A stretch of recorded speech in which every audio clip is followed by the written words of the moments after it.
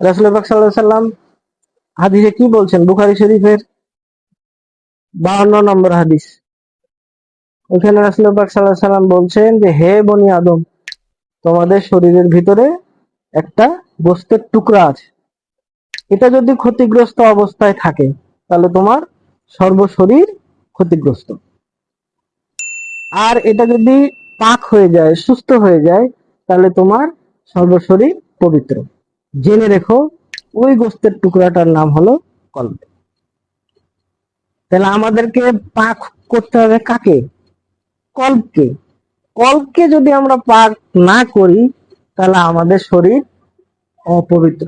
স্বয়ং মোহাম্মদ রাসূলুল্লাহ সাল্লাল্লাহু আলাইহি সাল্লাম, যিনি মানবতার মুক্তির দূত, আমাদেরকে পবিত্র করতে তিনাকে পাঠানো হয়েছে। তিনি পবিত্রতার ফর্মুলা বলে দিচ্ছেন। কি ফর্মুলা বলে দিচ্ছেন? যে তোমার শরীরের ভিতরে যে গোশতের টুকরাটা আছে সেটা হলো কলব। আর তোমরা যদি কলবকে পবিত্র করতে পারো, কলবকে যদি পাক করে নিতে পারো, তাহলে তুমি সম্পূর্ণরূপেই পাক। মানে আমি আত্মিক ভাবেও পাক, আমি জিসমানি ভাবেও পাক।